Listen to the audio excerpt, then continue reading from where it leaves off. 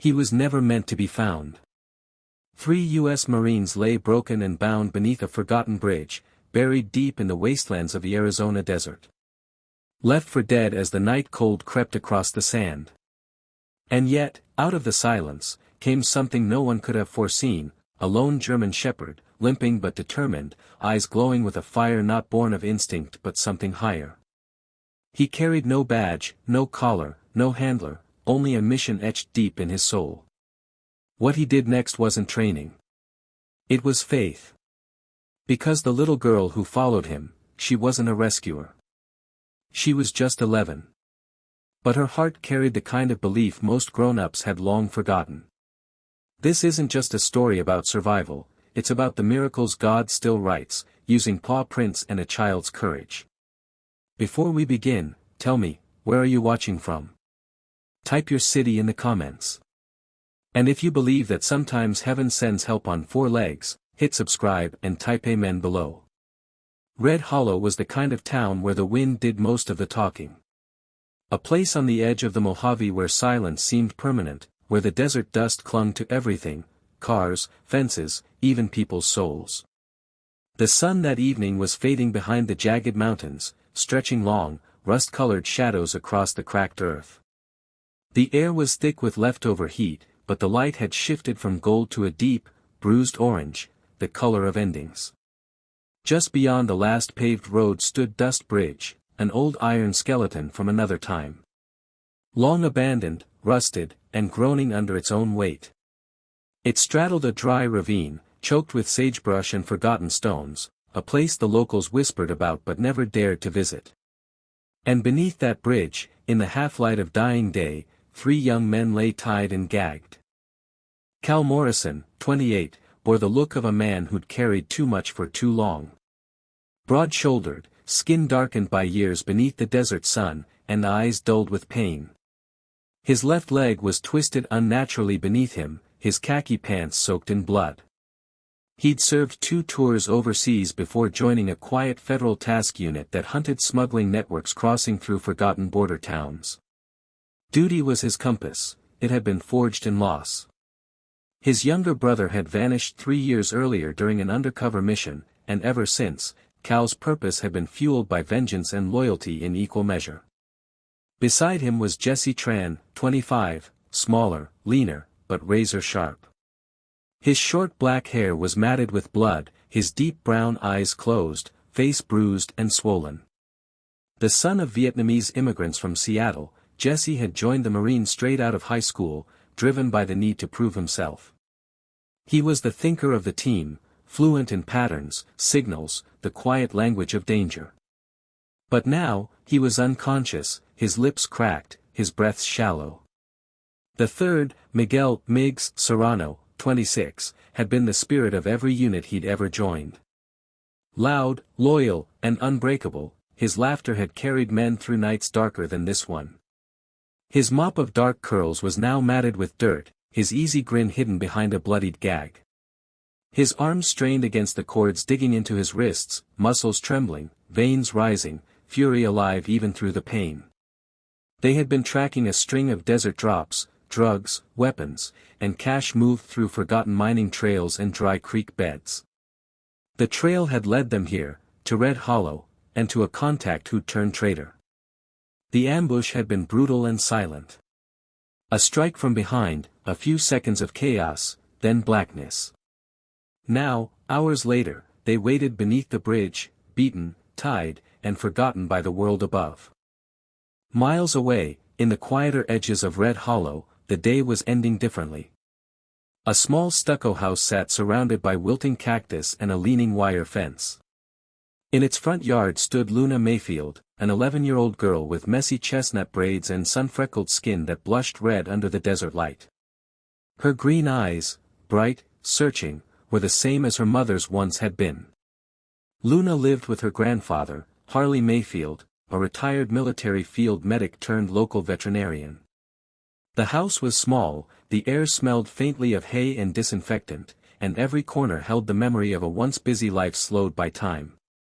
Her parents had passed years ago, and though Harley filled her world with care, their absence had carved something quiet into her, a kind of wisdom that didn't belong to children.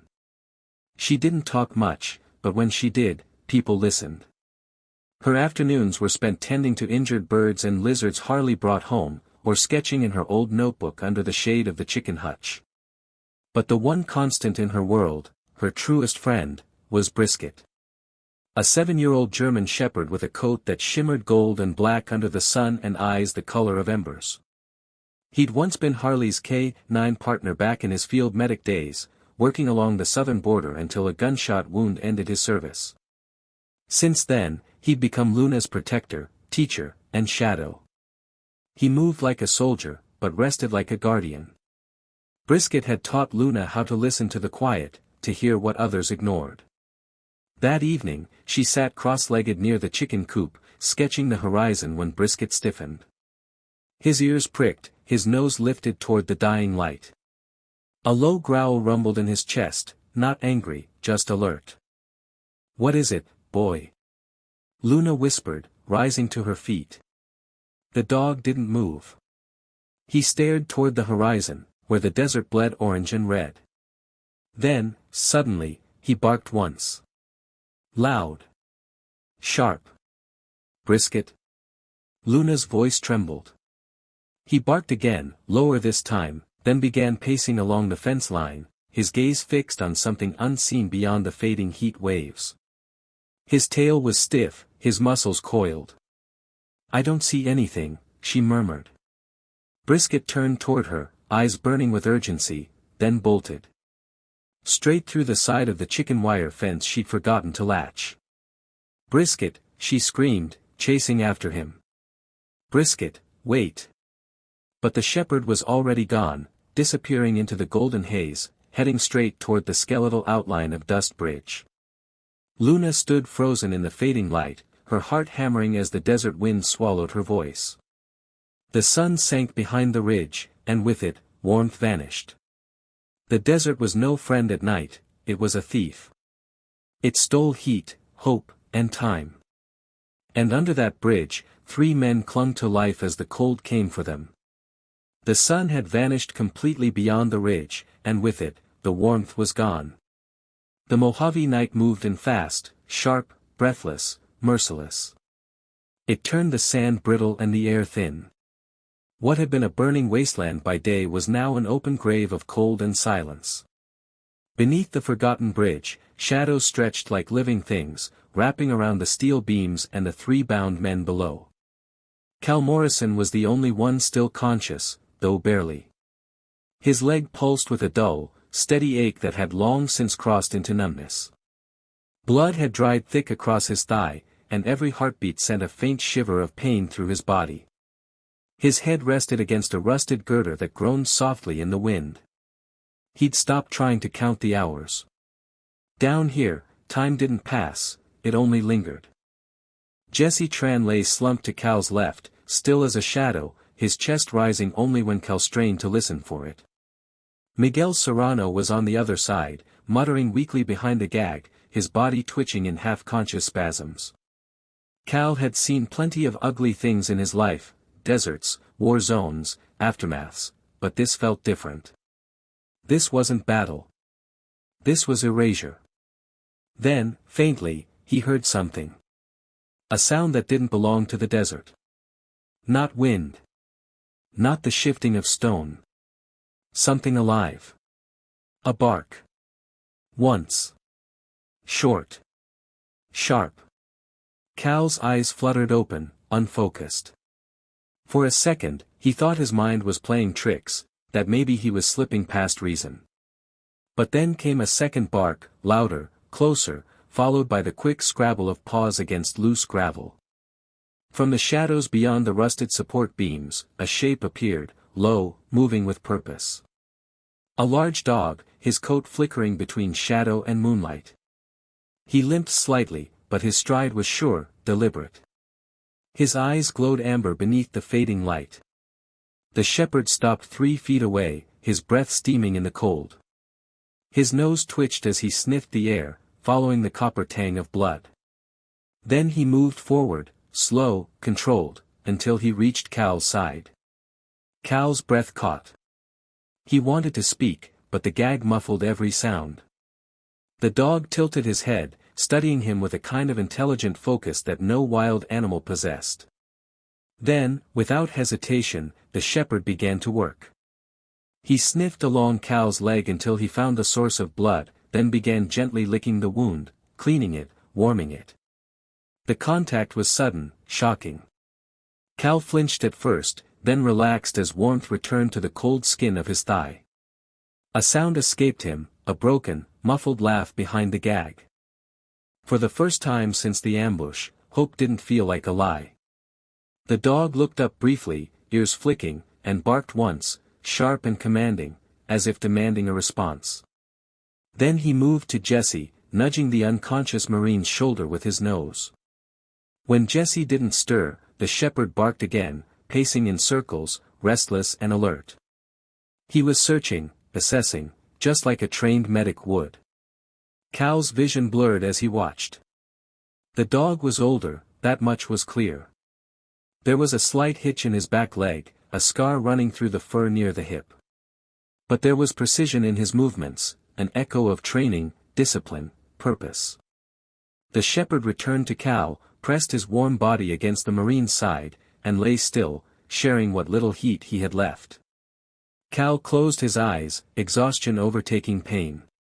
Somewhere in the distance, the desert wind wailed through the hollow beams, carrying whispers that sounded like prayers. And then, faintly, another sound, footsteps crunching on gravel, far above them. Several miles away, a woman named Olivia Rohr adjusted the strap of her field bag as she climbed the rocky incline overlooking the ravine. She was 47, lean and sun-worn, her skin freckled by decades beneath the desert sky. Her hair, a mass of curls, was tied back in a bandana, and a telescope case hung from her shoulder. Olivia was a desert conservationist, the kind of woman who catalogued rare plants by day and argued with town developers by night. She lived alone in a solar-powered trailer miles from town and preferred it that way. That evening, she'd been studying nocturnal bats for a research paper when the sound had reached her, the barking. It wasn't the yipping of a coyote or the high call of a desert fox. It was deliberate. Rhythmic. Urgent. Olivia had frozen, listening as the barks echoed again, bouncing off the canyon walls. Not a coyote, she whispered, turning off her headlamp. And not a stray. A knot formed in her gut, that old field instinct that whispered when something wasn't right. She slung her pack across her shoulder, grabbed her flashlight, and began descending toward the sound. Under the bridge, the shepherd was changing tactics. He moved to Cal's wrists, sniffing the thick nylon cords. He gave a tentative tug with his teeth, then another, harder this time. The plastic bit into his gums, but he didn't stop. The ties stretched slightly, fibers beginning to fray. Cal leaned forward, trying to help, but the movement sent pain shooting up his leg. He groaned behind the gag, biting back a curse. A few threads snapped. It wasn't much, but it was something. The dog growled low in his throat and pulled again, shaking his head until another strand gave way. Then he paused, looked directly into Cal's eyes, and whined softly, as if to say hold on. Cal blinked hard. For the first time that night, tears welled behind his eyes. Not from pain. From gratitude. This wasn't luck. This was rescue. Above them, the metal beams of Dust Bridge groaned under the weight of wind and time. Sand drifted down in lazy curls. The night was deepening fast. The shepherd barked again, louder this time, a call that rolled through the ravine like thunder. And miles away, in a small stucco house on the edge of town, Luna Mayfield jolted upright from where she'd been sitting on her front steps, still staring down the dark road where her dog had vanished. The stars had come out sharp and cold, scattered across the sky like silver nails. Luna hugged her knees, her flashlight resting beside her. From inside the house came the hum of an old radio and the smell of mint tea. Still no sign of him. Harley Mayfield called from the doorway. Luna shook her head, her voice small. It's been more than an hour. Harley stepped outside, arms crossed against the chill. "He'll be back, sweetheart. Brisket smart, probably chasing a scent. You know how he gets." Luna stared at the horizon. "This wasn't a scent," she whispered. Harley sighed, rubbing a tired hand over his beard. "Honey, sometimes dogs just follow their noses. Maybe it was a coyote or a rabbit." "This wasn't like that," she said, cutting him off softly. Harley paused, studying her face, the way her jaw trembled, the certainty in her eyes. He'd seen that look before. In her mother. Inside, he returned to his chair, but Luna didn't move. She sat still for a long time, the desert wind tugging at her braids. Then, quietly, she rose, slipped inside, and went to the hallway closet. There, hidden behind a row of old coats, sat her grandfather's first aid kit, a faded green bag from his medic days. She pulled it out, checked the contents: gauze, thermal packs, flashlight, knife. Then she put on her denim jacket, slung the bag over her shoulder, and stepped out the back door. The cold bit hard against her cheeks, but she didn't stop. The field behind her house opened into the wild, a stretch of sand and scrub that led straight toward the dark shape of Dust Bridge. Following Brisket's paw prints was easy. They were clear and deep in the soft dirt, pointing like arrows toward the horizon. Luna lifted her flashlight and started walking faster, her heart pounding in time with her steps. The night whispered doubts all around her. Go back. It's too far. Too dangerous. But she kept moving. Because somewhere out there, Brisket had gone for a reason. And she was going to find out why. The land changed as Luna walked farther from town. The neat fences and streetlights gave way to dry grass, twisted mesquite trees, and the endless, open dark. The wind picked up, tugging at her jacket and whispering through the sagebrush. The moon hung low, a dull white coin drifting through shredded clouds. Her flashlight beam jumped across stones and cactus spines. Each crunch of gravel beneath her boots echoed too loudly in the quiet. Every few steps she stopped, listening, calling softly into the cold.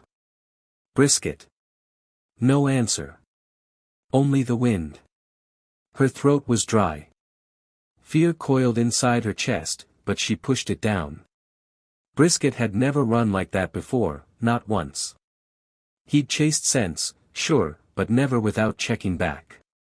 And when he'd looked at her before bolting, there'd been something in his eyes, something urgent. She followed his trail down a shallow slope where the ground turned to hard-packed clay. The footprints were still visible, paw prints pressed into the dust. She knelt to touch them, feeling how recent they were, the edges sharp, not yet softened by the wind. He wasn't far. As she rose, a faint metallic creak rolled through the night, the sound of old iron shifting against itself. Luna lifted her light and froze. Dust Bridge. It loomed in the distance like the ribs of a dead giant, a rusted frame silhouetted against the stars. Beneath it, darkness pooled deep and heavy, swallowing everything below. Her heart hammered as she stepped closer. The bridge seemed even larger up close, its beams corroded with time, its bolts half-eaten by rust. She hesitated at the edge of the ravine, shining her light downward. "Brisket," she whispered. Nothing. Then, a sound. Faint but real. A whine. Luna's breath caught. She scrambled down the slope, sliding on loose rock, grabbing at weeds to slow her fall. Dust filled her mouth, grit stung her eyes, but she didn't stop. Her flashlight bounced wildly, casting quick flashes of light against stone, metal, and a shape. Brisket. The shepherd lay near the base of the bridge, pressed close to something else, something bigger. As Luna stumbled closer, she realized what she was seeing. A man. A soldier. He was sprawled on his side, wrists bound behind him, a dirty cloth tied around his mouth. His clothes were torn, his leg dark with blood. His chest rose and fell in shallow, broken breaths. For a moment, Luna froze. Every sound seemed to vanish except for the wind and her own heartbeat.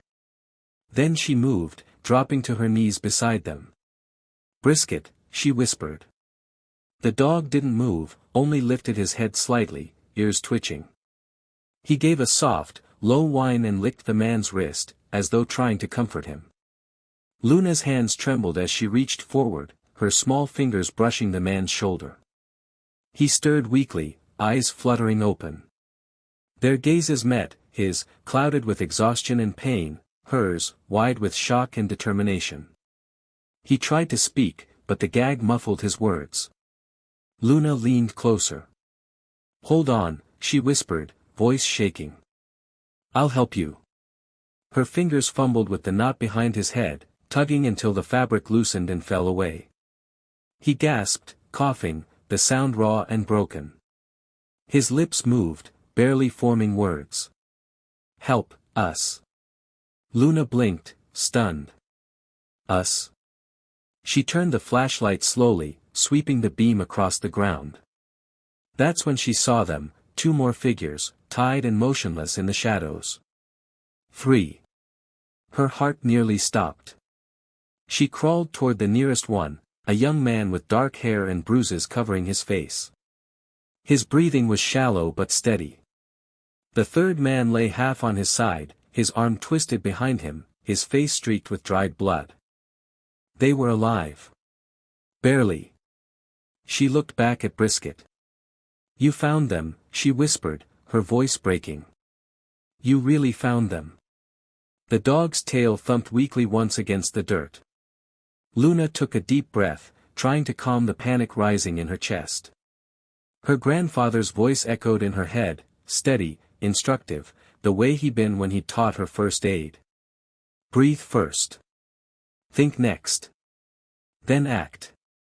She dug into the old medical bag slung over her shoulder and pulled out the flashlight, gauze, and thermal pack. The cold was brutal now, creeping under her clothes and burning her skin, but she ignored it. The man she'd freed, Cal Morrison, though she didn't know his name yet, had slumped sideways again, his head rolling weakly.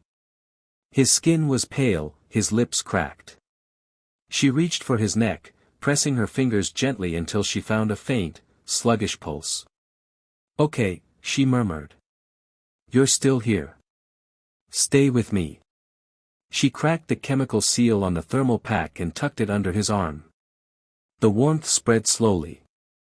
Then she used the gauze to wrap his leg, pressing down hard where the blood had soaked through his pants. "Brisket, stay," she said softly. The dog obeyed, lying against Cal's side, his body heat seeping into the Marine's freezing skin. Luna moved to the second man, Jesse. His wrists were tied so tightly that blood had soaked the cords. She winced and pulled out the small pocketknife from her kit. Her fingers were numb, but she worked carefully, sawing through the nylon until it snapped. When his arms fell free, she gasped. Deep grooves cut into his skin, purple, raw. She quickly wrapped them with strips of gauze, whispering softly even though he couldn't hear. "It's okay. You're safe now. We'll get help." But when she checked her phone, the screen mocked her with a blinking, no signal. Come on," she muttered, walking a few paces up the slope, raising it toward the sky. Still nothing. They were too deep in the ravine. Her chest tightened. For a moment, she almost cried, but she didn't. Instead, she looked back at the men. Then at Brisket. The shepherd lifted his head, watching her, waiting. "Okay, boy," she whispered. "We can't call for help. So we have to make them better until someone finds us." She turned back to Cal, cleaning the blood on his face with a damp cloth. His eyelids fluttered, and when he opened them again, his gaze was clearer than before. Luna smiled shakily. "You're gonna be okay." He moved his lips. "Boot." She frowned. "What?" He tried again, barely audible. "Left, boot." She glanced down, puzzled. His left boot looked worn and dusty, nothing strange about it. But something in his tone made her trust him. She untied the laces and pulled it off carefully, mindful of his injured leg. At first, it was just a boot, heavy, cracked leather, sand inside. Then she noticed it, a faint seam along the heel. Luna ran her fingers along it, then used the tip of the knife to pry gently. The heel clicked open. Inside was a small object wrapped in plastic, a USB drive, sealed in tape. Her breath caught. "What is this?" she whispered. Cal's eyes opened again, faint but focused. "Proof," he rasped. "Keep it safe." "Proof of what?" she asked. "Operations, names, evidence." His voice was a whisper now. "They'll come back for it." Luna nodded quickly and tucked the drive into her jacket pocket. She didn't understand what it meant, only that it mattered. Cal's eyes drifted closed again. His breathing steadied, shallow but rhythmic. Luna brushed the hair from his forehead, her voice barely more than a whisper. "You did your part. Now it's my turn." She looked down at Brisket. The dog's ears twitched, his gaze fixed on her. "Good boy," she murmured. "But we need help." She stood, hugging her arms against the cold, and looked toward the ridge. The trail back to town was miles away, and the climb was steep, impossible to carry anyone. But Brisket could go. She crouched, cupped his face in her small hands, and whispered, "Go find help, Brisket. Go." For a moment, the dog didn't move. He looked at her, eyes gleaming in the dim light, understanding. Then he turned, limped a few paces up the slope, paused, and looked back one last time. "Go!" Luna shouted, voice echoing across the ravine.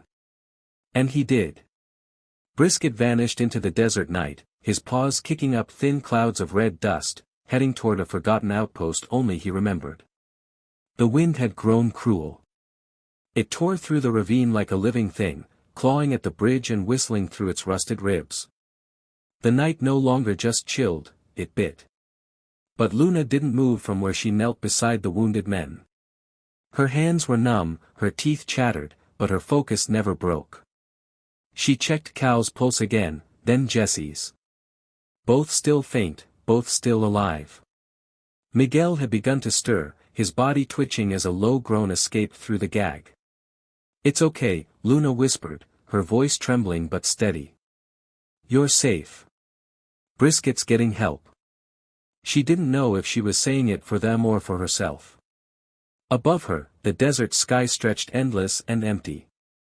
No headlights. No sound. Just silence, the kind that made your thoughts louder than you wanted them to be.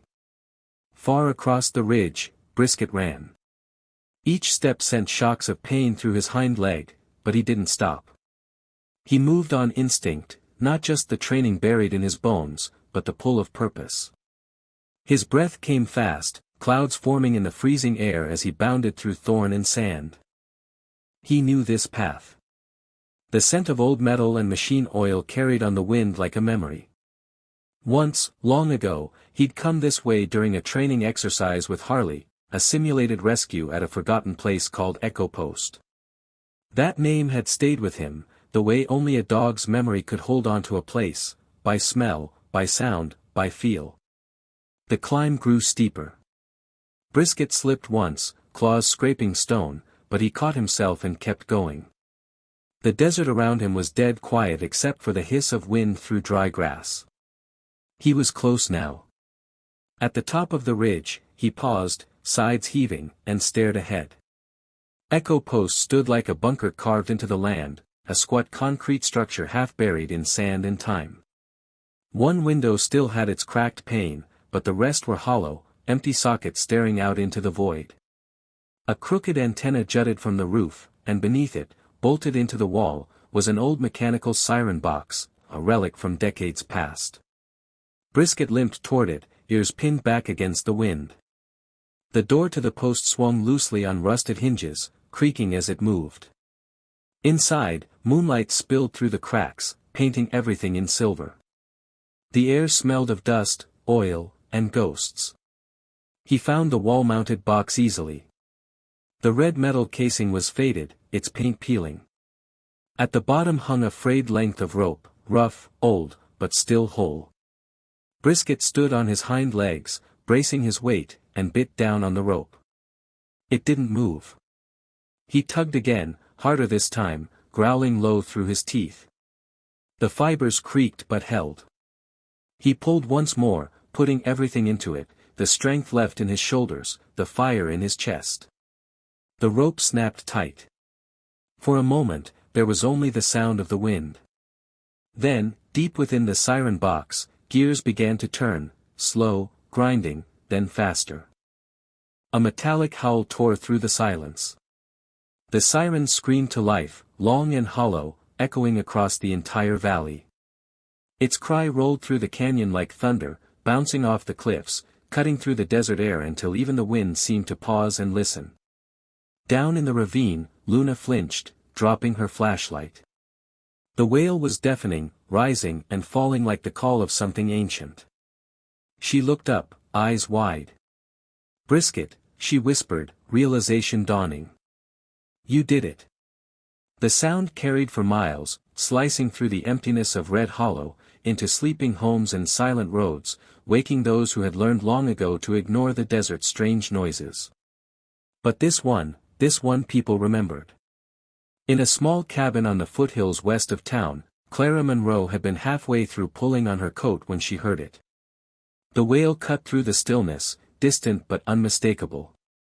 She froze, one hand on her radio, listening. The sound rose again, mechanical and aching, the same siren she hadn't heard in nearly 10 years. Her pulse quickened. Clara was 66, tall and broad-shouldered, with silver hair braided tight down her back. Her face bore the calm strength of someone who had lived through chaos and come out sharpened by it. A retired Air Force medic turned private rescuer, she'd spent the last decade running volunteer missions for people the official teams forgot. She moved fast now, grabbing her field pack and keys. The cabin's wood floor creaked as she crossed to the door, calling over her shoulder. "Stay, Buck." Her Australian shepherd, younger, smaller than Brisket, lifted his head but didn't move. Clara slung the pack across her shoulder, adjusted the flashlight on her vest, and stepped outside into the cold. The siren was still wailing, echoing from somewhere deep in the desert. "That's no false alarm," she muttered, climbing into her jeep. The engine roared to life. A moment later, the tires bit into the dirt road, sending up a spray of sand as she sped toward the sound. Back at Echo Post, Brisket collapsed just inside the door. His sides heaved, his breath came shallow. The siren still cried above him, now distorted by the wind, a ghostly, echoing moan that carried across the canyons. He'd done it. He closed his eyes, resting his head on his paws. The wind pushed gently at the door, rocking it on its hinges. Dawn was still hours away, but the sky was softening, a faint, cold blue creeping into the horizon. The siren continued its endless call, slicing through the stillness of Red Hollow. Back in town, people had noticed. Porch lights flicked on. Radios hissed. Phones rang. But two people moved faster than the rest. Harley Mayfield was out the door before his tea had finished steeping. Dressed in his flannel and worn boots, he climbed into his old green truck, the engine rattling to life with a cough of dust. His knuckles were white on the wheel, his breath shallow. Beside him sat Mira Lantry, 45, a woman built for the field, tall and lean, her arms marked with faded scars from old rescue missions. She had a runner's energy and the kind of calm that could cut through panic. The siren still echoed faintly as the truck bounced down the dirt road. "Echo Post," Mira said, "eyes on the ridge." "That's where it's coming from." Harley nodded grimly. "Brisket knows that place." Mira turned to him, brow furrowed. "Wait, are you saying?" "I'm saying my dog wasn't chasing rabbits." His voice cracked with something between hope and fear. Mira grabbed the radio, trying to raise a signal, but all she got was static. "We'll hit contact range near the upper ridge," she said, lowering it again. Harley pressed harder on the gas. The truck jolted, headlights cutting through the swirling dust. "I should have listened to her," he muttered. She knew something was wrong. Mira placed a steadying hand on his arm. "Luna's smart, Harley. She's your granddaughter. She gets that gut sense from you." He didn't answer. He just drove faster. Back under the bridge, Luna's flashlight beam trembled as she moved it over Jesse's face. His lips had gone pale. His breathing slowed. "No," she whispered, her pulse racing. She touched his wrist, then his neck. "Nothing. Come on," she begged, pressing her ear to his chest. There, a faint, uneven heartbeat. Still alive, but fading. Tears burned her eyes. "Don't go. Please. You're not alone anymore." Her voice broke, but she kept talking. Her small hands wrapped around his, bloodied and cold. "You have to stay, okay? I'm right here. We're all right here." Behind her, Brisket's absence left a hollow quiet. But the echo of his siren filled the emptiness, a promise carried on the wind. Far above the ravine, two beams of light crested the ridge. Headlights. Luna turned, blinking through her tears. "Someone's coming," she whispered. She scrambled to her feet, waving her flashlight in wide arcs. "Here.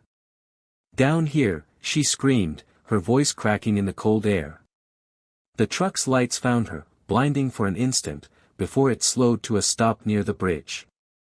Mira jumped out first, followed by Harley. Both moved fast, grabbing medical gear and ropes. "Grandpa!" Luna cried, stumbling toward him. Harley caught her in his arms, pulling her close. For a moment, he couldn't speak. His chest shook with relief. "You did good, sweetheart," he whispered against her hair. "You did so good." "There's 3 of them," Luna gasped. "They're hurt bad." Mira was already halfway down the slope, her flashlight slicing through the dark. "I've got them," she shouted back. In seconds, the ravine filled with motion, Mira checking vitals, Harley unpacking thermal blankets, Luna guiding them one by one. The Marines were half frozen, barely conscious, but alive. Cal blinked weakly as Harley pressed gauze to his wound. "You're safe," Harley said quietly. Cal turned his head and saw Brisket's empty spot beside him. A faint smile tugged at his mouth. "Good dog," he whispered, before his eyes rolled closed again. Brisket had done his job. The rest, now, was up to them. By the time the first streaks of dawn touched the horizon, the ravine beneath Dust Bridge no longer looked like a place of death. Portable floodlights glowed softly against the rusted iron beams, cutting through the fog of night. Emergency tents had been erected beside the old road, their white canvas flickering in the wind like paper lanterns. The low hum of generators replaced the haunting stillness that had filled the desert only hours before. The 3 Marines lay wrapped in heated blankets, for lines running into their arms. The scent of antiseptic and dust mixed in the cold air. A rescue chopper circled overhead, its blades thundering through the morning light. Luna sat a few yards away, shivering in her denim jacket, hands folded tightly around the thermos Harley had pressed into them. Her cheeks were pale, her hair wild from the wind, but her eyes never left the stretch of ground where Morrison lay recovering. Brisket rested beside her, his head in her lap. He was trembling from exhaustion, his fur streaked with dirt and frost. Every now and then, Luna ran her fingers over his neck, whispering softly, "You did it, boy. You found them."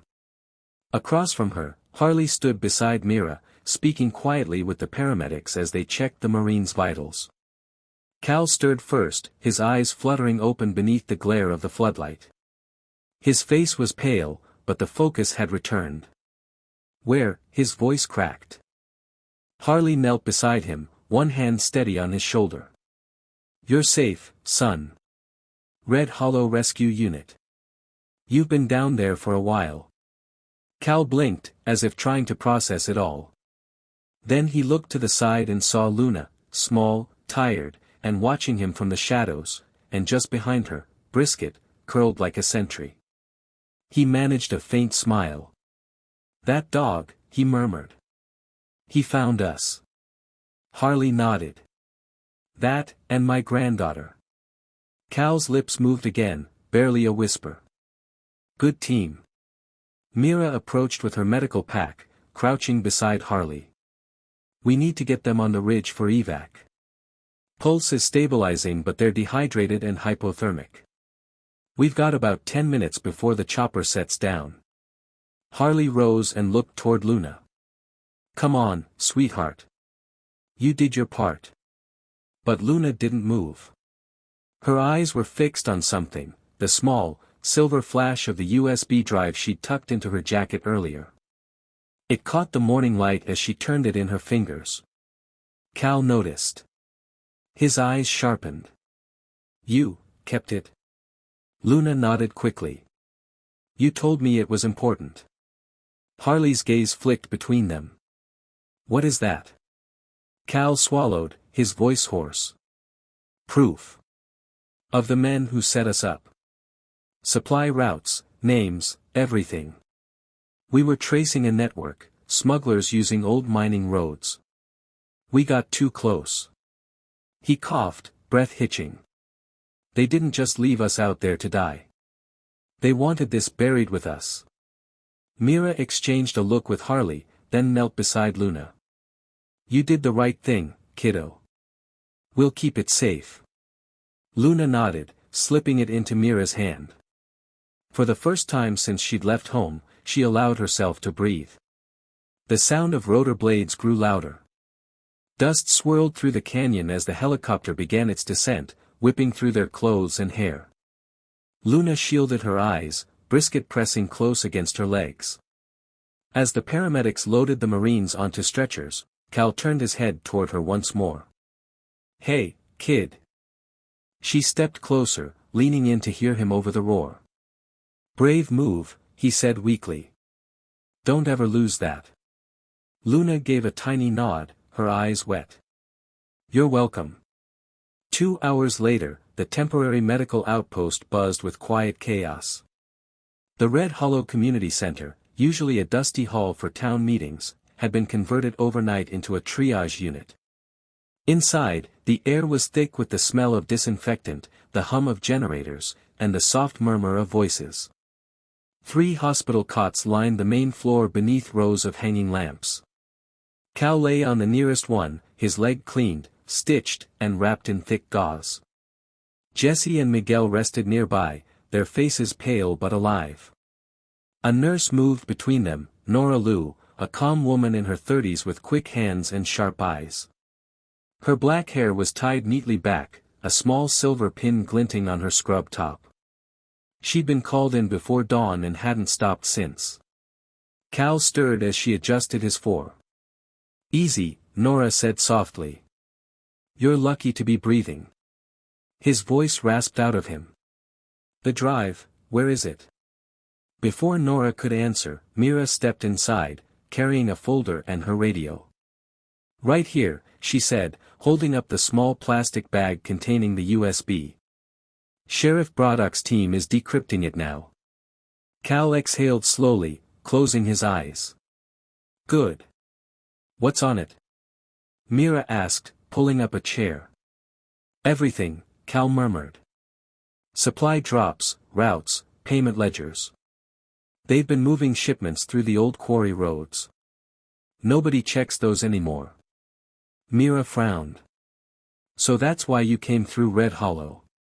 He nodded weakly. "We were getting close. Too close." She placed a hand on his shoulder. "Well, you're not finished yet. You made it back. And you've got one hell of a rescue story." Cal's eyes opened again, a faint smile tugging at his lips. "That girl, and her dog." Mira smiled back. "Don't worry, I already told the sheriff. They're both getting credit." At the far end of the hall, Luna sat on a folding chair, her knees pulled to her chest. Her clothes were dusty, her hair tangled, and a scratch ran along her cheek.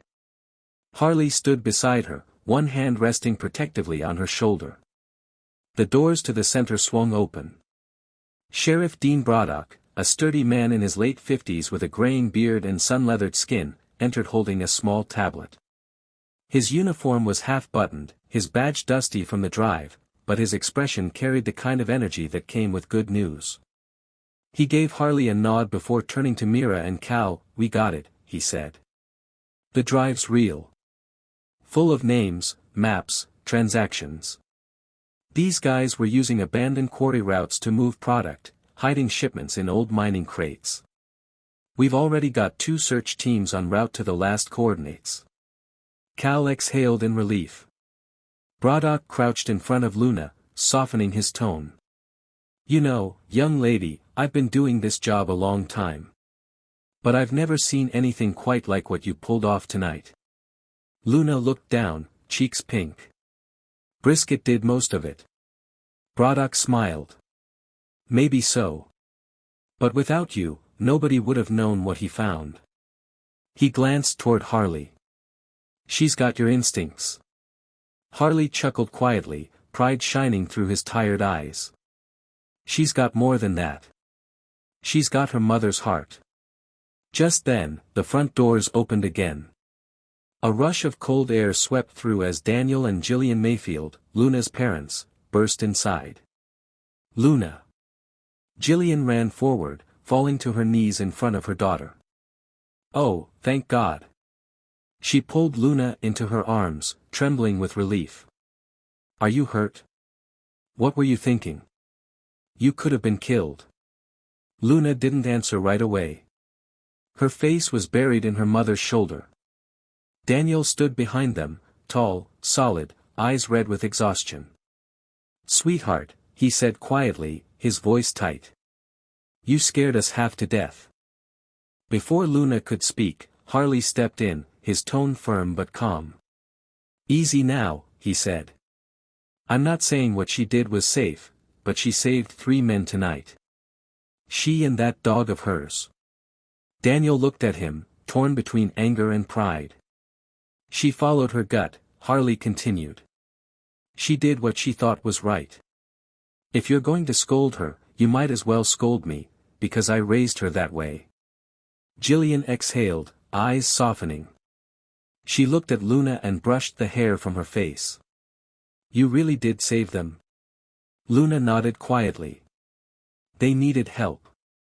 I couldn't leave them."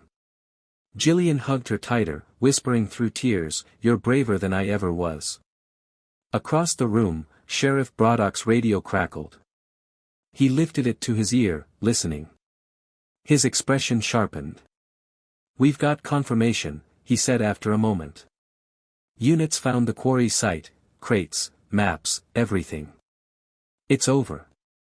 Mira let out a long breath, tension finally breaking. "You hear that?" she said, turning to Cal. "You finished the mission after all." Cal smiled faintly.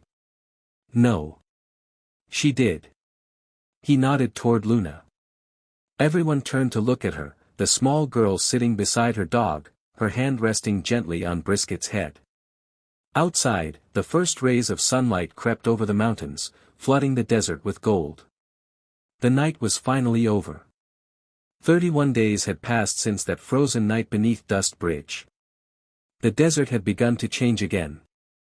Spring didn't arrive in Red Hollow with flowers or rain, it came with wind. A restless, whispering wind that swept through the canyons and carried with it the faint scent of renewal. People in town said the weather always shifted after something big, like the land itself remembered. That morning, the courthouse square, usually quiet except for tumbleweeds and old men trading gossip, was alive with color. Rows of mismatched chairs lined the cracked pavement. Paper banners fluttered between lampposts, painted in bright letters by schoolchildren. Community Honor Day, in gratitude for bravery. At the front of the small crowd stood a handmade wooden podium. Behind it hung a large cloth mural painted by the local elementary class. The artwork was crude but heartfelt, 3 Marines standing tall behind a little girl and a German shepherd, all outlined in gold light. The whole town had turned up. Shopkeepers in their aprons, ranchers in their dusty hats, teachers still smelling faintly of chalk. The air buzzed with pride and warmth. In the front row, Luna Mayfield sat between her parents. Her denim jacket was freshly washed, her braids neatly tied, and a new silver compass pin glinted on her collar, a gift from her grandfather. She fidgeted with it nervously, her boots tapping against the ground. Beside her sat Harley, dressed in his best flannel shirt tucked into pressed jeans. He'd even trimmed his beard for the occasion, though a stubborn cowlick of white hair still curled near his ear. His weathered hand rested gently on Luna's shoulder. At their feet sat Brisket, calm and regal, his sable coat gleaming in the sun. A custom brace wrapped around his once injured hind leg, giving him a proud, uneven gait, a badge of endurance. Around his neck, a polished leather collar shimmered with silver letters. Honorary Rescue Unit, Red Hollow. Harley reached down and scratched his ears. "Look at that crowd, boy," he murmured. "All for you and her." Brisket huffed softly, tail thumping once against the ground. When the crowd quieted, Sheriff Dean Braddock stepped to the podium. The old wooden stage creaked beneath his boots. He'd even shined them this morning, though desert dust had already settled across the toes. He cleared his throat and looked out over the faces before him. "Good folks of Red Hollow," he began, his voice carrying the easy weight of a man who'd spent years commanding attention. "We don't often gather like this. But today, we get to celebrate something rare. We get to say thank you." A murmur of agreement rippled through the audience. Braddock turned slightly and gestured behind him. 3 chairs sat on stage, occupied by Cal Morrison, Jesse Tran, and Miguel Serrano. The Marines wore light-duty fatigues, bandages still visible beneath their sleeves. They looked stronger, though the scars were still fresh. Cal sat upright, his leg propped on a brace, a quiet smile on his face. Jesse waved shyly to the kids in the front row, and Miguel, true to form, winked and gave a small salute, earning laughter from the crowd. "When these men went missing," Braddock continued, "there was every chance we'd never see them again. But because of one girl and one dog, they're sitting here with us today." He turned toward Luna and smiled.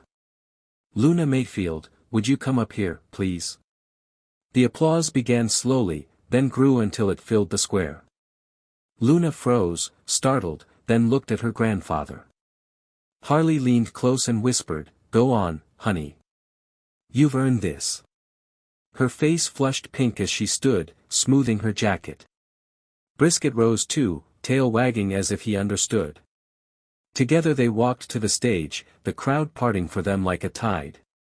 Braddock opened a small black box, revealing a circular silver medal etched with delicate wings and the words, "Red Hollow Youth Valor Award, for extraordinary courage and unwavering heart." He looped the ribbon gently around her neck. "Luna Mayfield," he announced. "For your bravery, your quick thinking, and your refusal to give up when hope was gone, this town thanks you." The applause swelled again, echoing off the courthouse walls. Luna blinked rapidly, caught between pride and disbelief. In the crowd, Jillian Mayfield wiped at her eyes while Daniel clapped hard enough to sting his palms. Harley stood with his arms folded, a quiet smile beneath his gray beard, his eyes wet. Then Mira Lantry stepped up beside the sheriff, holding something bright in her hands, a red ribbon attached to a golden medallion shaped like a paw print. "And as for this 4-legged hero," she said with a grin, kneeling to meet Brisket's gaze, "for loyalty, intelligence, and courage that would put most of us to shame, we name Brisket an honorary rescue dog of Red Hollow." She draped the medallion over his collar. Brisket blinked, gave a single deep chuff, and wagged his tail, the sound of laughter rippling through the crowd. Hours later, as the ceremony faded and chairs were folded away, the desert light softened again. The wind carried the scent of warm dust and creosote through the square. Luna walked with Brisket to the edge of the overlook beyond town, the same place she'd first seen the horizon break open that night. From here, the valley stretched endlessly, cactus spines glinting, the faint silver of old mining roads winding through the red clay, and far in the distance, the silhouette of Dust Bridge. For a moment she just stood there, breathing in the quiet. Footsteps crunched behind her. She turned to see Cal Morrison, his arms still in a sling but his step steady, making his way toward her. "You've got quite the view," he said. She smiled faintly. "Brisket likes it here." "He earned it," Cal replied. "So did you." They stood together, the desert wind sweeping between them. "Do you think it's really over?" Luna asked softly. Cal looked out toward the bridge. "The bad guys? Probably not all of them. There's always another trail. But what you did, that broke their silence. You changed what would have been forgotten." Luna glanced down at Brisket, who had settled between them, his fur rippling in the breeze. "We just followed what felt right." "That's the hardest part," Cal said. Behind them, movement stirred in the town square, Mira, Harley, and a few locals setting up a fenced yard on the edge of town. Hand-painted boards read, "Red Hollow K-9 Rescue Program, Training Grounds." Brisket barked once at the sound of hammers echoing off the hill. Harley waved from the distance. "Hey, future instructor. You coming or what?" Luna laughed, the sound light as the desert wind. Cal watched her for a moment, smiling. "Looks like you've got new work ahead of you." "Guess so," she said. They turned back toward the horizon, toward Dust Bridge, now bathed in soft gold light. Brisket lifted his head, eyes narrowing at the wind as if recognizing something only he could hear. Luna knelt beside him, resting her hand gently on his fur. "We did it, didn't we, boy?" she whispered. Brisket's tail brushed the ground once, twice, before he lay his head on her knee. The sun dipped low, washing the valley in amber. Shadows stretched long and slow across the sand. Sometimes, the smallest voices carried the greatest power. A little girl's faith. A dog's silent loyalty. A bridge forgotten by time. They weren't coincidences, they were threads in a larger tapestry, one that only God could weave. In a world that often feels too dark, too broken, it's easy to believe that miracles are far away. But sometimes, heaven doesn't send thunder or lightning. Sometimes, it sends help in paw prints, and in the steady, fearless heart of a child. If this story touched your heart, share it with someone who needs to believe again. Leave a comment and type Amen if you still believe in quiet miracles. And don't forget to like, subscribe, and stay tuned for more real-life stories of faith, courage, and compassion. May God bless you, and those who never stop believing that light always returns.